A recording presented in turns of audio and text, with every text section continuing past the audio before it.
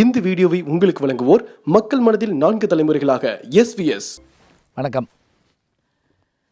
தமிழ் இலக்கிய வரலாற்றில் நாவல் இலக்கியம் முதல்ல வந்தது எப்போ அப்படின்னு பார்த்தீங்கன்னா 1879 பிரதாபமல்லியார் சரித்திரம் என்கின்ற அந்த முதல் நாவலை எழுதியவர் யாருன்னா மாயூரம் முன்சி வேதநாயகம் பிள்ளை. அப்போ தான் தமிழில் முதல் புதினம் வருது. அதே போல் சிறுகதை அப்படின்னு பார்த்திங்கன்னா பாரதியார் முயற்சி பண்ணியிருந்தாலும் கூட வாவேசு ஐயரனுடைய குளத்தங்கரை அரசமரம், மங்கையர்க்கரசியின் காதல், அது கடித இலக்கியமாக இருக்கும். இவை தான் நமக்கு சிறுகதைக்கான புதின நாவலுக்கான முதன்மையானவை என்று நம்ம புரிஞ்சுக்கிறோம். இந்த மாதிரி அச்சுப்பிரதிகள் வந்த பிறகு, எழுத்து வந்த பிறகு, உரைநடை வந்த பிறகு நல்லா சொன்னான். செய்யுள் வடிவத்தில் இருந்த 2000 ஆண்டுகளாக செய்யுள் வடிவில் இருந்த தமிழ் இலக்கியம் வீரமாமுனிவருடைய வருகைக்கு பிறகு உரைநடை இலக்கியமாக மாறி புதினம், சிறுகதை, கட்டுரை, அதே போல் புதுக்கவிதை என்று பல்வேறு வடிவங்களை உடையதாக மாறியது. அச்சுக்கலையினுடைய வருகையும் வளர்ச்சியும் இதற்கு காரணம் சொல்லலாம். இப்படி வளர்ந்த இந்த அச்சுக்கலையினுடைய வளர்ச்சியில் பழைய எழுத்தாளர்கள் பூரா செய்யுள், பக்தி இலக்கியம் இவை தான் நமக்கு அவர்கள் எழுதி கொடுத்திருக்கிறார்கள். பழைய காலத்து இலக்கியங்கள் யாவும் ஒன்று பக்தியை சொல்லும் அல்லது மன்னர்களை பாடும். அவை செய்யுள் வடிவில் இருக்கும். ஆனால் புதினங்கள் என்று வரத் தொடங்கிய பிறகு, கட்டுரைகள் வரத் தொடங்கிய பிறகு, சிறுகதைகள் வரத் தொடங்கிய பிறகு அவை சமுதாயம் பற்றி அதிகமாக பேசத் தொடங்கின. அதிலும் இதழ்களுடைய பணி ரொம்ப முக்கியமானவை. அதாவது எப்படி பாரதி இதழியல் தொடங்கினார், இதழில் இந்தியா இதழில் எழுத தொடங்கினாரோ அதுபோல் கல்கி அவர்கள் விகடன் எழுதி தொடங்கினாரோ அதுபோல் புதுமைப்பித்தன், ஜெயகாந்தன் போன்றவர்கள் அவர்களுக்கான பத்திரிகைகள் எழுத தொடங்கினார்களோ அதுபோல் பத்திரிகைகள் மூலமாக நமக்கு அறிமுகமான ஒரு பெருமகனார் யார் என்று கேட்டால் ஸ்ரீரங்கம் ரங்கராஜன் என்று அழைக்கப்படுகின்ற எழுத்தாளர் சுஜாதா அவர்கள்தான். எழுத்தாளர் சுஜாதா அவர்கள் பிறந்தது 1935 ஆண்டு. அவர் அங்கே அவருடைய இளமை பருவத்தை பற்றி நீங்கள் தெரிஞ்சுக்கணும்னா அவருடைய எழுத்துலேயே தெரிஞ்சுக்கலாம். அவர் அங்கே இருக்கக்கூடிய பள்ளியில் படிச்சுட்டு பிறகு ஸ்ரீரங்கத்தில் இருக்கக்கூடிய பள்ளியில் படிப்பு முடிச்சுட்டு திருச்சியில் சென்ட் ஜோசப் கல்லூரியில் பிஎஸ்சி பட்டம் படிக்கிறார். ஒரு ஆச்சரியம், அவர் படித்த போது தான் அவருடைய அந்த அவர் படித்த அதே செட்டில் படித்தவர் யாருன்னு கேட்டால் இந்தியாவினுடைய ஜனாதிபதியாக இருந்த மேதக அப்துல் கலாம் அவர்கள். அதை சுஜாதா அவர்களே ஒரு இடத்துல குறிப்பிட்றாரு. அவர் ஜனாதிபதி ஆன பிறகு நான் அவருக்கு நினைவூட்டல் கடிதம் ஒன்று எழுதினேன். நீங்கள் படிக்கிற காலத்தில் தான் நானும் படித்தேன். நாம் இருந்த அந்த விடுதி அறை ஒரே மாடியில் இருந்தது, நினைவிருக்கிறதா என்று எழுதினேன். பதில் வராது என்ற நம்பிக்கையோடு. ஆனால் கலாம் அவர்கள் பதில் எழுதினார் என்று மகிழ்ச்சியோடு குறிப்பிட்டிருப்பார் சுஜாதா அவர்கள். பிஎஸ்சி பட்டம் முடித்த பிறகு அப்புறம் சென்னையில் குரோம்பேட்டையில் மின்னணுவியல் பிஇ படிக்கிறார். அது முடித்த உடனே டெல்லியில் போய் அரசு வேலையில் சேர்றார். அவர் டெல்லியில் இருந்த காலங்களை பற்றி நீங்கள் பார்த்தீங்கன்னா அப்போ தான் அவருக்கு அந்த எழுத்து மேலே பெரிய ஒரு நம்பிக்கையும் வாய்ப்பும் ஏற்படுது. அதாவது கணையாளி என்ற ஒரு பத்திரிகை கஸ்தூரங்கன் அவர்கள் நடத்திட்டு வந்தார். அந்த பத்திரிகையில் கடைசி பக்கத்தில் கணையாளியின் கடைசி பக்கம் அப்படி நம்ம அது தொகுப்பாக கூட வந்திருக்குது.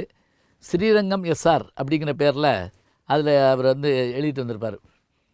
இவருடைய மனைவி பேர் அவன் உண்மையை சொல்கிறதா இருந்தால் சுஜாதா, அவங்க பேர் தான் சுஜாதா. அப்புறம் எப்படி இவருக்கு இந்த பேர் வந்தது அப்படின்னா அந்த நேரத்தில் குமுதத்தில் மிக புகழ்பெற்ற ஒரு எழுத்தாளர் இருந்தார். எனக்கெல்லாம் ரொம்ப பிடிச்ச எழுத்தாளர் யாருன்னு கேட்டால் ராகி ரங்கராஜன். ராகி ரங்கராஜனுடைய பேரும் ஸ்ரீரங்கம் ரங்கராஜனுடைய பேரும் ஒரே மாதிரி இருந்ததுனால இவர் என்ன பண்ணார், அவருக்கு வர வேண்டிய கடிதம் இவருக்கு வர வேண்டிய கடிதம் அவருக்கும் போனதுனால தான் பேரை தன்னுடைய மனைவி பேராக அந்த மனைவி பேரான சுஜாதா என்று வைத்து கொண்டார். சுஜாதா என்ற பெயரில் இவர் எழுத ஆரம்பித்த போது ரொம்ப பேர் இவர் ஆண்னு நம்ம நினைக்கவே இல்லை. அதோடு மட்டும் இல்லை, இவருடைய எழுத்து வேகம் பெரிய ஆச்சரியத்தை கொடுத்தது. 1962 குமுதத்தில் இடது ஓரத்தில் என்ற ஒரு சிறுகதையை எழுதுகிறார். ஆனாலும் எனக்கு பிடிச்ச ஒரு சிறுகதை என்னென்னு கேட்டிங்கன்னா, அதையும் அவர்கிட்ட நான் பேசி சொல்லியிருக்கேன். சசி காத்திருக்கிறாள் அப்படிங்கிற அந்த சிறுகதை தான் ஒரு மிரட்டுச்சு எல்லாத்தையுமே. இது யார் அப்படின்னு எல்லாரும் கேட்குற அளவுக்கு அவருடைய எழுத்துக்கள் இருந்தது. என்ன காரணம் அப்படின்னா, அவருடைய நடை அப்படின்னு சொல்லலாம். நடையில் ஒரு வேகம் இருக்கும். இப்போ ஒரு ஒரு ஒரு உதாரணம் காட்டுறேன் பாருங்களேன். பழைய காலத்து நடைகள் எப்படி இருக்கும் அப்படின்னா, முருகன் சைக்கிளை நிறுத்திவிட்டு வீட்டுக்குள்ளே நுழைந்து கதவை திறந்து சட்டையை கழட்டி ஹேங்கரில் மாட்டிவிட்டு பின்னாடி குளைப்புறத்துக்கு சென்று வாளியிலே தண்ணீர் எடுத்து முகம் கழுவி விட்டு அந்த கயரில் கிடந்த துண்டை எடுத்து முகத்தை துடைத்து விட்டு ஈசி சேரில் வந்து உட்கார்ந்து அப்பாடா என்றான். அப்படி தான் இருக்கும். இதே மாதிரி எழுதிட்டு இருந்த நடையெல்லாம் மாற்றுறதுக்கு புதுமைப்பித்தன் வந்தார். அதே மாதிரி சுஜாதா வந்தார். சுஜாதா எப்படி ஆரம்பிக்கிறீங்களா, அவருடைய வேகம் எப்படி தெரியுங்களா? கரையெல்லாம் செண்பகப்பூ நீ படிச்சிங்கன்னா தெரியும். திருநிலத்தில் அந்த ரயில் போனால் போகிறது என்று நின்று விட்டு போனது. அதாவது இதெல்லாம் ஒரு ஸ்டேஷன், இங்கே நான் நிற்கணுமாக்கும் அப்படின்னு நினச்சான். அடுத்து அந்த வெள்ளரிக்காய் விற்பவள் கக் என்று தீக்குச்சி உரசியதை போல சிரித்தாள். உதாரணத்தை பாருங்கள். அந்த சவுண்டோடு சொல்லிவிட்டு அப்படி பிரகாசம் வருதான். கக் என்று தீக்குச்சி உரசியது போல் சிரித்தாள். அப்புறம் அந்த கதாநாயகன் அவன் பின்னாடி நடந்து போவான். அந்த கதாநாயகன் முன்னாடி அப்போ அவன் கையில் கிட்டாரோடு போவான். அவன் எப்படி போனான், எப்படி விழுந்தான் எந்திரிச்சாங்கிறத சொல்கிறப்ப, வரப்பில் நடந்து போனவன் வலிக்கு விழுந்தான், சேற்றோடு எழுந்தான் அப்படி தான் சொல்லுவான். இவர் சொல்லுவார், சரக்கென்று விழுந்து பழுப்பாக எழுந்தான் அப்படிம்பார். ஒரு ஒரு வினாடிக்குள்ளே நமக்கு இந்த விஷயம் தெரிஞ்சு போகுது. இந்த நடை இவருக்கு ரொம்ப முக்கியத்தை கொடுத்தது. அது மட்டும் இல்லை, இவர் என்ன பண்ணார்னா, மற்றவர்கள் தொடாத ஒரு துறையை தொட்டார். எப்படி அப்படின்னா, மர்ம கதைகள் முன்னாடி நிறைய எழுதியிருக்கிறாங்க. வடுவூர் துரைசாமி ஐயங்கார், ஆரணி குப்புசாமி முதலியார், ராஜு, இவங்கெல்லாம் நிறைய துப்புரை கதைகள் எழுதியிருக்காங்க. ஆனால் மர்மக்கதைகளுக்கென்று தன்னை தனியாக தயார்படுத்தி கொண்ட ஒருவர் யார் என்று கேட்டால் சுஜாதா அவர்கள் தான். குறிப்பாக அனிதா இளம் மனைவி. நீங்கள் அந்த அந்த கதையை படிக்கிறப்ப அனிதாவின் டைரியிலேருந்து ஆரம்பிக்கும் அந்த கதை. இந்த டைரியை படிச்சுட்டே வந்தீங்கன்னா தான் அந்த கதை உங்களுக்கு வந்து புரியும். அதுவும் அந்த காஃபி போட்டுட்ருப்பான் ஒருத்தன், கதவு தட்டப்படும் சத்தம் கேட்டது. வா என்றான், உள்ளே நுழைந்தான். கழுத்தில் அவன் கயிறை போட்டு இருக்குனா, அப்படியே அவன் கீழே விழுந்தான். அவன் போயிட்டான். தண்ணீர் கொதித்து கொண்டிருந்தது. தொடரும்னு போட்டால் எப்படி இருக்கும் பாருங்கள். யாருன்னே தெரியாது. இதில் அந்த கதையினுடைய முடிச்சு அவருக்கு ரொம்ப அழகாக இருக்கும். அதுலேயும் வந்த உடனே அதில் கணேஷ், அதில் தான் கணேஷ் அறிமுகமாவார். யார்? துப்பறி நிபுணர் கணேஷ், லாயர். பின்னாடி தான் வசந்த் வந்தார். அதில் வந்த உடனே அந்த பொண்ணு கேட்பா, நான் போனேன், இப்படி இறந்து கிடந்ததை பார்த்தேன், டெலிஃபோனை தொட்டியா அப்படின்னு கேட்பார். ஆமாம் அப்படின்னே, சட்டு என்ன செய்கிற நேரம் போலீஸ் போயிருக்கோம் அப்படின்ட்டு அவர் அந்த அந்த நம்பருக்கு ஃபோன் அடிப்பார். உடனே இன்ஸ்பெக்டர் கையில் எடுப்பார். யாரது அப்படின்னு, ஜவஹர்லால் நேரு அப்படின்ட்டு ஃபோனை வச்சுருவார் இவர். டக்குன்னு அவர் ஃபோனை வைப்பார். ஏன் இப்படி செஞ்ச அப்படின்னு கேட்டால், இன்ஸ்பெக்டருடைய கைராக அதில் படிஞ்சிருக்கோம், அதனால் கவலை இல்லை, குழப்பம் வந்துடும் அப்படிம்பார். ஒரே ஒரு விஷயத்தை.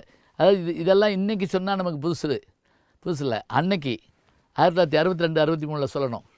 நிர்வாண நகரம்னு ஒன்று எழுதுறாருங்க. அறிவியல் புதினம், யாரும் தொடாதது. எப்படி மர்மக்கதைங்கிற ஒரு இதை கொண்டு வந்தோமோ, அப்புறம் அறிவியல் புதினம். அறிவியல் புதினம் எழுதுறது சுலபமானதா? சாதாரணமாக இல்லைங்க. அறிவியல் படிச்சிருக்கணும். இவர் படித்தார்.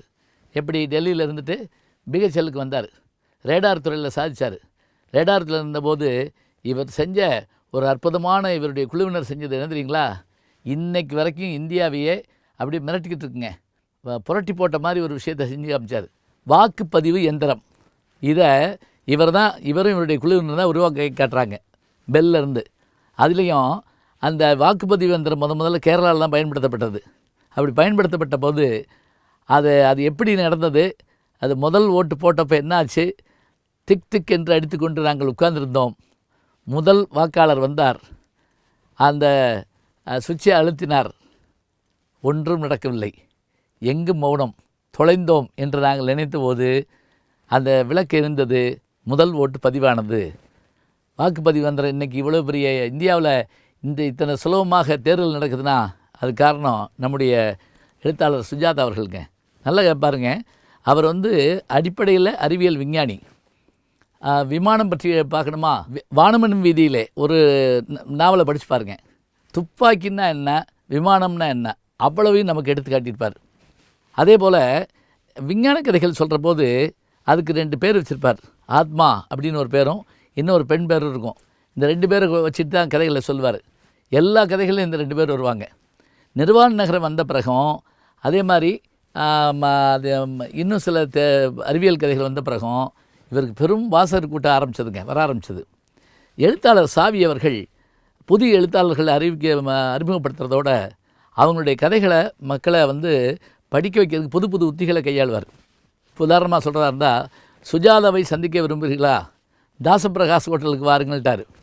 கூட்டம் வந்து கட்டி ஏறிச்சு. அங்கே கீழ்ப்பாக்கத்தில் தாசப்பிரகாஷுக்கு ஹோட்டல் அந்த காலத்தில் ஐஸ்கிரீம் இது ரொம்ப பிரமாதமானது. பெருங்கூட்டம் நிற்கிது. கூட்டத்துக்கு நடுவில் சுஜாதாவும் இருக்காராம். அவரே சொல்கிறாரு, தம் அடிச்சுக்கிட்டு நான் நின்றுட்டு இருந்தேன். எல்லோரும் என்ன நினச்சிட்டு இருந்தாங்கன்னா, ஒரு அழகான இப்போ இளம்பெண் வரப்போகிறான்னு எதிர்பார்த்துக்கிட்டு இருந்தாங்க. நான் தான் சொல்லி என்னை அறிமுகப்படுத்தினப்ப பெரும் கரகோஷம் எழுந்தது ஏமாற்றத்துடன் அப்படிம்பார் அவர். அப்புறம் அவரோட அந்த உரையாடுறது. அப்புறம் என்ன ஆச்சுறீங்களா, அவர் எழுத ஆரம்பித்தாருங்க. ஆனந்தவுடன், குமுதம், குங்குமம், தினமணி கதிர், அதே மாதிரி மாதநாவல், கல்கி, எல்லாத்துலையும் எழுத ஆரம்பித்தார். ஒரு இடத்துல எழுதினார், நான் வந்து என்னுடைய துணிகளில் லாண்ட்ரி கணக்கு போடுவதற்காக எழுதினால் கூட அதை பிரசுரிப்பதற்கு பத்திரிகைகள் இருக்கின்றன. அது ஜாலியாக தான் சொன்னார், வேறு ஒன்றும் இல்லை. இப்போ சிறுகதை எழுதினார், நாவல் எழுதினார். அதுலேயும் சிறுகதைகளில் 2 சிறுகதை மறக்கவே முடியாதுங்க. ஒன்று நகரம், மதுரை பெரியாஸ்பத்திரி எப்படி இருக்கும், அவ்வளோ அருமையாக சொல்லியிருப்பார். நான்லாம் மதுரைக்காரன்னா, ஆனால் எப்படி அவர் பார்க்குறாருன்னு நம்மளால் பார்க்க முடியல. ஜவுளி கடல் அப்படின்னு கடைன்னு போட்டு அப்படி அடித்து கடல்னு போட்டிருக்கோம். அதை வந்து எடுத்து காட்டியிருப்பார். அதே மாதிரி மாபலின்னு ஒரு கதை, அதை வந்து சாதாரணமாக நம்ம வந்து கொண்டு போக முடியாது, இந்த மாபலிங்கிற கதையை. இன்னொன்று 1,00,000 புத்தகங்கள். அடையாப்பா, அதெல்லாம் யாருமே படித்தது இல்லைங்க. 1,00,000 புத்தகம்லாம் படித்து பார்த்திங்கன்னா யாழ்ப்பாண நூலகம் எரிஞ்ச விஷயத்தை அப்படி அருமையாக சொல்லியிருப்பார். அதே மாதிரி சரித்திர நாவல்களை விட்டு வைக்கல. ரத்தம் முறை நிறம் எழுதினார். காந்தலூர் வசந்தகுமாரன் எழுத ஆரம்பித்தார். நாடகங்கள் பற்றி சொல்கிறதா இருந்தால் 10க்கும் மேற்பட்ட நாடகங்கள் எழுதிப்பார். குறிப்பாக பூர்ணம் விஸ்வநாதன் அவர்களுடைய பூர்ணம் தேட்டருக்கு இவருடைய நாடகம் அப்படி பொருந்தி போகும்.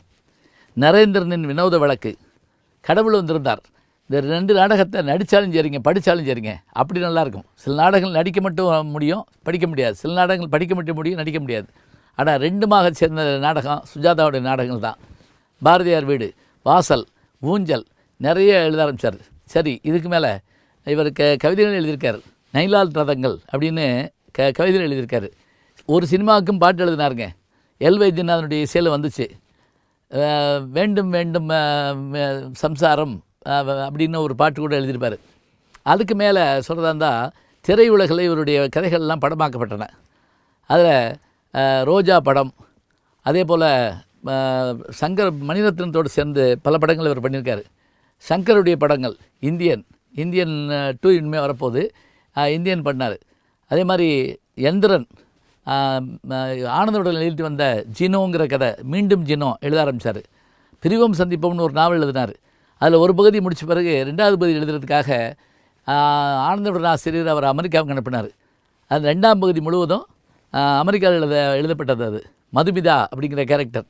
அதுவும் அவன் காதல் வயப்பட்டிருக்கப்போ எப்படி எழுதினான்னா, அவன் காலையிலிருந்து மதுமிதாவை கையில் தள்ளி மதுமிதாவை முகத்து கழுவி மதுமிதாவினுடைய சோப்பை போட்டு மதுமிதாவுடைய துண்டில் துவட்டி அப்படின்னு பூராமே வந்து அவன் நினப்பு எப்படி இருந்துச்சு அப்படின்னு சொல்லிட்டு அந்த கதையை முடிச்சிருப்பார். அவ்வளவு அருமையான கதை. எனக்கு ஒரு மகிழ்ச்சி என்ன தெரியுங்களா, இவரை பார்க்கணுங்கிற எண்ணம் எனக்கு இருந்தது. பெங்களூர் கூட போகலாம்னு இருந்தேன். ஆனால் ஒரு வாய்ப்பு எனக்கு காவியா சண்முகசுந்தரம் அவர்களோட கிடச்சது. நான் போயிருந்தேன். பெங்களூரில் இருந்தவர் அவர் முதல்ல, அப்புறம் சென்னைக்கு வந்துட்டார் கடைசி காலங்களில். அப்போ மயிலாப்பூரில் இருந்தப்போ என்னை அறிமுகப்படுத்தினார். பேராசிரியர் ஒன்றா சரின்னு பேசாமல் இருந்தார். உள்ளேருந்து மனைவி கூப்பிட்டு, இங்கே வாயேன், இவர் வந்து பேசுகிறத கேளேன் அப்படின்னாரு. அந்த அம்மா வந்த உடனே, இவர் தான் டிவியில் வராரே தினசரி, இவர் பேசுகிறத கேட்கலையா அப்படின்னு உடனே அதில் வந்து எங்கள் நட்பு தொடர்ந்ததுங்க. எனக்கு தெரிஞ்சு 2002லேருந்து 2008 அவர் மரணமடைகிற வரைக்கும் அவரோட தொடர்பு எனக்கு இருந்துகிட்டே இருந்தது.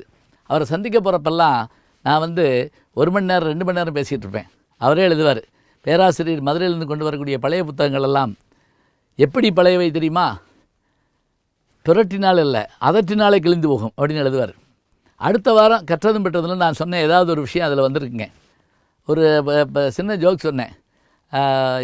ஒருத்த மனைவியை கூப்பிட்டு போனானா டாக்டர்கிட்ட. டாக்டர் விடாமல் டிவி பார்க்குறான்னு. அது ஒன்றும் பெரிய வியாதி இல்லையேன்னு. இல்லை, கரண்ட்டு போயிட்டாலும் மெழுகுவர்த்தியை பொருத்தி வச்சு பார்க்குறா அப்படின்னு. அதை என்ன பண்ணார், அவர் அழகாக அதை படத்தோடு போட்டிருந்தாருங்க. சுஜாதா ஓவியம் வரைவார். அவர்களுடைய வெற்றிக்கு இன்னொரு காரணம் என்னன்னு கேட்டிங்கன்னா, அவருடைய கதைகளில் வரக்கூடிய கணேஷ் வசந்த் கதாநாயகிகள் இவருடைய வர்ணனை இதுக்கு ஏற்றபடியாக ஜெயராஜுடைய ஓவியங்கள்ங்க. பின்னாடி தான் அரசனுடைய ஓவியங்கள், மணியன் செல்வனுடைய ஓவியங்கள் வந்தாலும் கூட அந்த நேரத்தில் ஒரு இளமையான கேமராமேனும் இயக்குனரும் இணையிற மாதிரி இணைஞ்சாங்க. அது பெரிய சிறப்பு. அதே மாதிரி மதுரைக்கு நான் அழைச்சிட்டு வந்திருக்கேன். எங்கள் வீட்டுக்கு வந்திருக்காரு.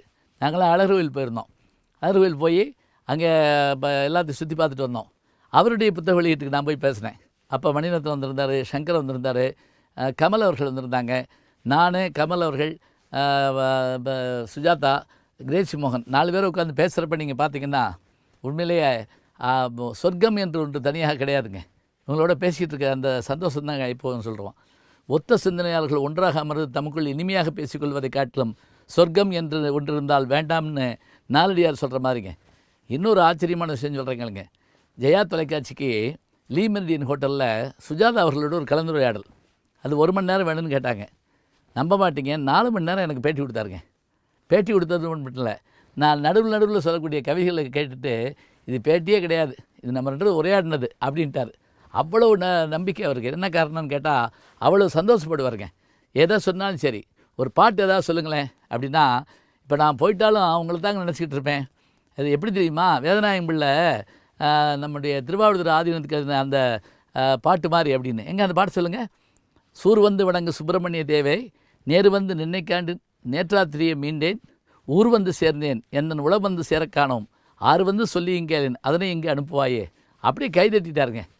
ரொம்ப ஆச்சரியமாக இருந்தது. ரொம்ப ரசனை உள்ளவர். அதே மாதிரி என்னுடைய புத்தக வெளியீட்டுக்கு வந்துட்டு சினிமாவுக்கு போகலாம் வாங்க, அதுக்கு முன்னுரை கொடுத்துருக்காரு. எழுதிட்டு புத்தகம் வெளியிட்டு அதை பற்றி கற்றதும் பெற்றது வரிசையாக சொல்லி பேராசிரியர் மகள் அர்ச்சனா வரவேற்பதை தொடங்கி இதிலிருந்து நிறைவுரை வரை இருந்து விட்டு 4 மணி நேரம் வயிறு வலிக்க சிரித்து விட்டு பசியோடு வீடு வந்து சேர்ந்தேன் அப்படின்னு ஒரு வார்த்தை போட்டிருந்தார். அதே மாதிரி அந்த முன்னுரை முடிக்கிற போது அவர் எப்படி சொல்லுவார்னா, சென்னையில் ஒரு மழைக்கால இரவு அப்படின்னு ஆரம்பிப்பாருங்க. நம்ம கேட்குறப்பே அதை பார்க்கணும் போல தோணும். அவரோடு உரையாடுகிற போது கிடைக்கிற இன்பம், அவரை சந்திச்சோங்கிற ஒரு சந்தோஷம். என் பிள்ளைகள் என்ன படிக்கணும் அப்படிங்கிறதையும் அவர்கிட்ட கேட்பேன், சொல்லுவார். கலிஃபோர்னியாவில் இருந்தேன். அங்கேருந்து சுஜாதாவுக்கு ஃபோன் பண்ணேன். என் நண்பர் திருமலைராஜன் வீட்டிலேருந்து பேசுகிறேன். எங்கே இருக்கீங்கன்னாரு. இப்படி இதில் இருக்கேன், சேனோஸில் இருக்கேன்.